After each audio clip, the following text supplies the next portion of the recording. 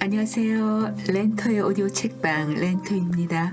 오늘은 세계적으로 가장 꾸준히 팔리고 있는 베스트셀러 유발 하라리의 사피엔스입니다.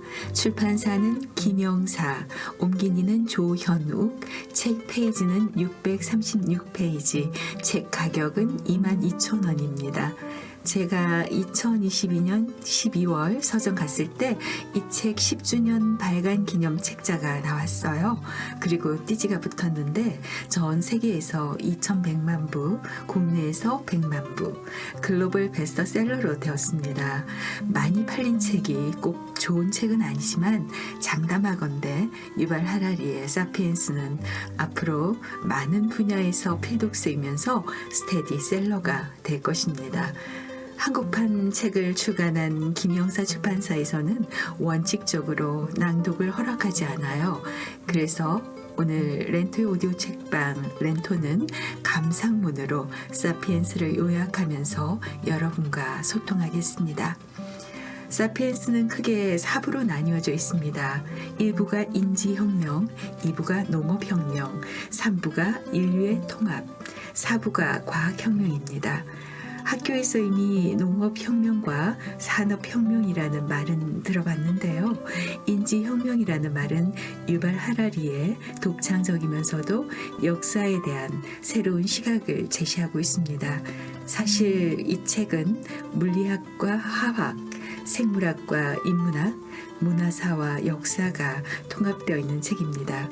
유발 하라리는 유물론적으로 역사 이야기를 하는 게 아니라 자신만의 독특한 시각과 해석과 논점으로 이야기를 끌고 갑니다. 기존의 역사학에서 서술한 내용들을 많이 뒤집어서 새로운 자신만의 목소리로 새로운 주장을 합니다. 그 주장을 따라 들어가면 너무나 논리적이고 명쾌해서 그의 주장을 받아들이게 되더라고요. 하지만 주장을 다 받아들일 수는 없고요. 한 가지는 꼭 반박하고 가겠습니다. 보통 대개 이야기들은 기, 승, 전, 결 이렇게 전개가 되잖아요. 근데 사피엔스는 제가 보기에 결, 기, 승, 전으로 보입니다. 유발 하라리만의 가장 독특하고 새로운 이야기는 인지혁명에 거의 다 나와 있기에 저는 일부 인지혁명이 가장 돋보이는 것 같아서 그것을 마지막으로 잡았습니다. 그래서 오늘 저는 전개를 2부, 3부, 4부 그리고 새로운 이야기로 가득한 1부로 따라가 보겠습니다. 제일 먼저 2부 농업혁명.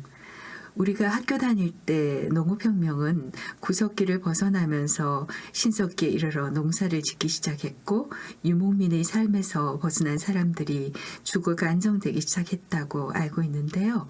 한때 학자들은 농업혁명이 위대한 도약이라고 생각했는데요. 동물을 사냥하고 식물을 채집하던 수렵인이 이제는 농부의 즐겁고 만족스러운 삶을 위해서 정착했다는 것인데요. 유발 하라리는 말합니다. 농업혁명은 역사상 최대의 사기였다. 왜 사기지? 하고 묻게 되죠. 평균적인 농부는 평균적인 면에서 수렵 채집인보다 더 열심히 아침부터 해가 질 때까지 너무 많은 시간을 일해야 했고요. 그 대가로 더 열악한 식사를 했답니다. 식량의 총량이 증가한 것은 사실이지만 그것이 더 나은 식사를 의미하지는 않는데요. 사람들은 밀밭 옆에서 영구히 정착해야 했는데 우리가 밀을 길들인 것이 아니라 밀이 우리를 길들였다라고 유발 하라리는 말합니다. 수천 년의 관점을 오늘날의 관점으로 말하는 것은 잘못된 것이라고 말합니다. 수렵 채집인으로 살 때는 영양을 골고루 섭취할 수 있는데 농업인으로 살면 생활 양식 덕분에 야생동물이나 비, 추위로부터 보호를 받는 등의 혜택을 누릴 수는 있지만 결국 이익보다 손해가 더 컸을 것이라는 겁니다. 식량 생산이 늘어남으로써 그 덕분에 호모사피엔스는 기하급수적으로 늘어날 수 있었습니다. 하지만 과거보다 많은 사람들이 질병과 영양실조로 허덕였죠. 이게 농업혁명의 핵심입니다. 유발 하라리는 미국 독립선언문을 인용하면서 자신만의 주장을 펴니다. 그리고 기독교인들이나 평등과 인권을 옹호하는 사람들이 분노할 만한 말도 서슴지 않습니다. 아마 무교이신 분들은 좋아할 만한 표현인데요. 이 부분은 책을 인용할게요. 생물학에 따르면 사람은 창조되지 않았을 뿐 아니라 사람에게 무언가를 부여하는 창조주 같은 것은 없다. 존재하는 것은 오직 맹목적인 진화 과정뿐이며 개인은 어떤 목적도 없는 그 과정에서 탄생한다. 사피엔스 3부는 인류의 통합입니다. 저자는 제국과 종교에 대하여 이야기하고 있는데요. 유발 하라리는 제국주의를 옹호하고 있습니다. 글쎄요, 이 부분은 너무나 조심스러운 부분인데요. 우리 한반도의 대한민국은 제국주의의 명분을 내세운 일본에게 몹시도 수탈당했고 고통을 겪었습니다. 너무나 많은 식량들과 문화재가 일본으로 건너갔고 너무나 비인간적이고 불평등한 상황들이 이 땅에서 일어났는데요. 유발 하라리의 제국주의론을 보고 있자니 제가 많이 불편함을 느끼게 되더라고요. 물론 제국주의의 영향력 아래에 있었던 것을 빼고서 문화를 말할 수 없다고 하더라도 말이에요. 책의 일부를 인용하면 이런 구절들이 있습니다. 우리 눈앞에서 형성되고 있는 지구 제국은 특정 국가나 인종 집단이 지배하는 것이 아니다. 옛 로마 제국과 비슷하게 이 제국은 다인종 엘리트가 통치하며 공통의 문화와 이익에 의해 지탱된다. 전 세계에 걸쳐 더 많은 기업가, 엔지니어, 학자, 법률가, 경영인이 제국에 동참하라는 요청을 받고 있다. 이들은 제국의 부름에 응답할 것인가 아니면 자기 국가와 민족의 충성을 바치며 남아있을 것인가를 심사숙고해야 한다. 그리고 점점 더 많은 사람들이 제국을 선택하고 있다. 다시 새로운 제국주의를 논하고 더 많은 사람들이 제국을 선택하고 있다는 이 표현은 동양인이면서 한국인인 저로서는 받아들이기가 참 힘듭니다. 그리고 특히 더 많은 기업가, 엔지니어, 학자, 법률가, 경영인이 이 제국에 동참하라는 요청을 받는다는 표현은 유발 하라리의 엄청난 착각인 게 아닐까 생각합니다. 제국주의에 대한 유발 하라리의 생각과 상상력은 이것과 반대되는 사상과 주장에도 귀를 기울여야 할 것 같습니다. 한반도 대한민국 그리고 한겨레라는 상상이 전부인 렌토에게 이 부분은 굉장히 불편했습니다. 그리고 일제가 제국주의의 깃발 아래 우리나라를 통치하고 있었던 그 36년간을 생각하면 제국주의 옹호는 비판받아 마땅하다고 생각합니다. 우리네 땅에서 우리 민족이 당해야 했던 차별과 고통을 우리는 기억해야 합니다.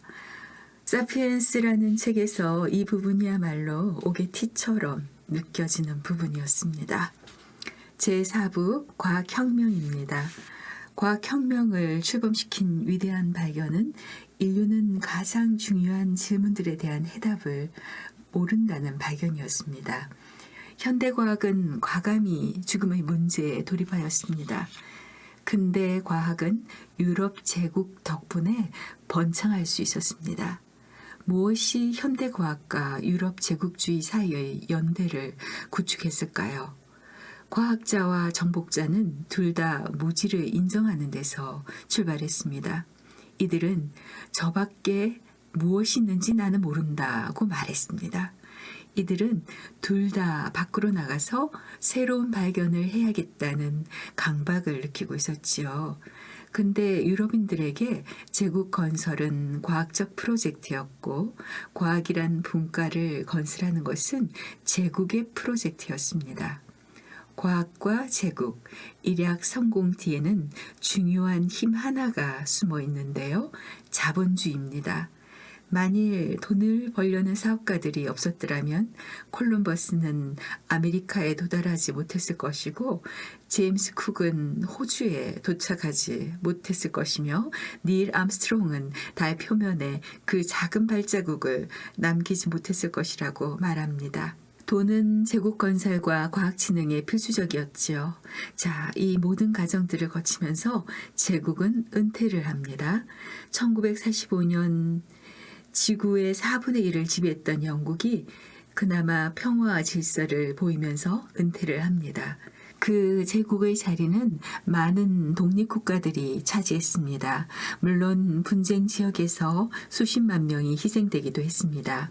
그리고 프랑스 제국이 베트남과 알제리에서 승산 없는 싸움을 벌인 탓에 수십만 명이 희생되었고 평화롭게 철수했습니다.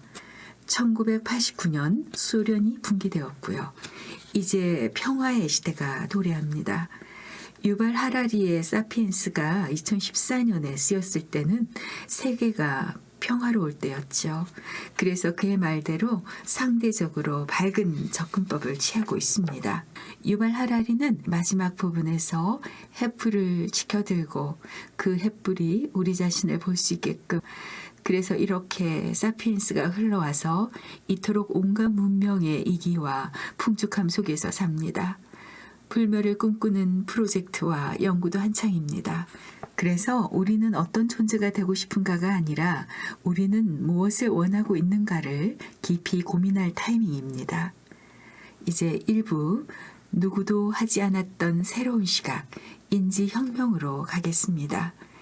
역사의 길을 이룬 것은 인지혁명, 농업혁명, 과학혁명 이 세 가지입니다. 인지혁명은 7만 년 전에 일어난 혁명인데요. 이 책은 이 세 가지 혁명이 인간과 그 이웃 생명체에게 어떤 영향을 끼쳤을까 하는 걸 담고 있습니다. 힘도 없고 나약하고 추위에는 벌벌 떠는 호모사피엔스가 어떻게 지구상에서 최고가 될 수 있었을까요? 선사시대 때 인류는 중요하지도 않은 동물이었습니다. 현 생물들 중에서 우리와 가까운 친척으로 침팬지, 고릴라, 오랑우탄이 있고 그 중에서도 가장 가까운 것은 침팬지라고 합니다. 몇만 년 전 지구에는 6종의 인간이 살고 있었습니다. 근데 이게 단일 갭으로 이어지는 게 아니라 동시에 살았다는 거예요. 근데 한 종만 있다는 것은 우리 종의 범죄를 암시하는 것일지도 모릅니다. 불, 도구, 언어를 사용하는 인간. 특히 우리의 언어는 무엇이 특별할까요? 첫 번째는 유연하다는 것입니다. 녹색 원숭이도 조심해 사자야 라고 말할 수 있어요. 하지만 현대 여성은 오늘 아침 스타벅스 주차장에 차를 대는데 바로 옆에 밧줄에 매여있는 시베리안 허스키가 있었어. 걔가 날 보더니 왁 하고 싶잖아 하면서 아주 정확하게 설명할 수 있고 정보를 전달할 수 있습니다. 또 하나는 뒷담화 이론입니다. 현대 사피엔스가 약 7만 년 전 획득한 이 능력은 몇 시간이고 계속해서 수다를 떨 수 있게 해줍니다. 욕하면서 또는 누가 믿을 만한지 알려주면서 말이에요. 그런데 우리 언어의 진정한 특이점은 정보를 전달하는 능력이 있는 게 아니라 전혀 존재하지 않는 것에 대한 정보를 전달하는 능력이 있습니다. 태양은 우리의 신이야 라고 허구를 말할 수 있는 능력이야말로 언어의 가장 독특한 측면입니다. 원숭이를 설득해서 지금은 바나나를 한 개 주지만 네가 죽고 나면 천국에 가면 무한히 많은 바나나를 가질 수 있게 해줄게 하고 믿게 만드는 일은 불가능하죠. 허구. 우리는 허구 덕분에 단순한 상상을 넘어서 집단적으로 상상할 수 있게 되었습니다. 성경의 창세기, 호주 원주민의 드림타임, 현대 국가의 민족주의 신화와 같은 신화들을 짜낼 수 있습니다. 다시 말해서 허구를 말할 수 있는 능력. 이것은 사피엔스가 사용하는 언어의 가장 독특한 측면입니다. 인지혁명에 이어서 뒷담화 이론이 등장한 덕분에 호모사피엔스는 더 크고 안정된 무리를 이룰 수가 있었습니다. 사피엔스들끼리 뒷담화로 결속할 수 있는 자연적인 규모는 150명이라고 합니다. 그러면 어떻게 해서 150명이 아니라 수십만 명이 거주하는 도시, 수억 명을 지배하는 제국을 건설할 수 있었을까? 그 비결은 아마도 허구의 등장입니다. 인간의 대규모 협력은 모두가 집단적 상상 속에서만 가능한데요. 현대국가, 중세교회, 고대도시, 원시부족 모두 그렇습니다. 교회 또한 공통의 종교적 신화에 뿌리를 두고 있습니다. 인류가 공유하는 상상 밖에서는 우주의 신도, 국가도, 돈도, 인권도, 법도, 정의도 존재하지 않습니다. 그러니까 즉 상상 속에서만 존재한다는 거죠. 상상이 그 뿌리라는 겁니다. 가령 구글의 유튜브라는 회사를 봅시다. 유튜브에서 승인을 받으면 55대 45의 광고비를 주는데요. 55를 유튜버가 갖고 45를 구글의 회사가 가져갑니다. 그러면 유튜브라는 실체는 어디에 있는 것입니까? 수천, 수억에 달하는 영상들이 유튜브입니까? 구글의 최대 주주가 유튜브입니까? 가령 수억 개의 영상들이 하룻밤새 사라졌다고 하면 유튜브가 사라진 것일까요? 만약 구글과 맞짱 뜨는 회사가 소송을 걸어서 유튜브 회사를 없애라는 판결을 구글이 받았다고 합시다. 하루아침에 유튜브라는 회사는 증발할 수 있습니다. 유튜브라는 것도 상상의 산물로 만들어졌다는 것입니다. 누군가 그 상상을 시작했기에 유튜브가 생긴 것입니다. 마크 저그버그가 하버드 대학 내에서 소통을 하고 우리끼리 짱을 뽑아보자는 생각이나 상상을 하지 않았다면 페이스북이라는 상상의 산물은 생겨나지 않았다는 거죠. 세월이 흐르면서 사람들은 믿을 수 없을 만큼 복잡한 이야기의 네트워크를 만들었다는 겁니다. 이것은 가상의 실제입니다. 거짓말을 뜻하는 것이 아닙니다. 거짓말과 달리 가상의 실제는 모든 사람이 믿는 것을 말합니다. 점쟁이들 중에서는 대다수는 엉터리지만 일부는 여러 신과 접신하면서 그의 존재를 진실로 믿습니다. 대부분의 백만장자는 돈과 유한회사의 존재를 믿습니다. 인권운동가들은 인권이 존재한다고 진지하게 믿습니다. 인지혁명 이후 사피엔스는 이중의 실제 속에서 살게 되었습니다. 한쪽에서는 아파트, 자동차, 도로라는 객관적 실제가 있습니다. 다른 한쪽에서는 신, 국가, 법인이라는 가상의 실제가 존재합니다. 시간이 흐르면서 가상의 실제는 점점 강력해졌고 오늘날엔 강, 나무, 사자와 같은 생존이 미국이나 구글 같은 가상의 실제들의 자비에 좌우될 지경입니다. 제1부 여기서 정리하겠습니다. 그리고 유발 하라리의 사피엔스 후기의 마지막 대목에서 우리 인류가 과거 어느 때보다도 무책임하다고 말하고 있습니다. 그 결과 우리의 친구인 동물들과 주위 생태계를 황폐하게 만듭니다. 오로지 자신의 안락함과 즐거움 위에는 추구하는 것이 거의 없지만 그럼에도 만족하지 못한다면서 위험한 존재가 또 있을까 끝내고 있습니다. 이 마지막 구절을 읽으면서 한 명의 사피엔스로서 책임을 통감합니다. 유발 하라리의 장대한 서사, 유인원에서부터 사이보그까지 다루는 책이었습니다. 대담하고 위대한 질문. 그래서 우리는 행복한가? 유발 하라리가 던지는 주된 질문은 사람들이 스스로에 대한 진실을 알고 있느냐 하는 것입니다. 자신과 자신의 감정은 다른 것인데 말이죠. 사람들이 고대의 수렵 채집인이나 중세의 농부보다 이런 진실을 조금이라도 더 잘 이해하고 있을까요? 그래서 행복한가요?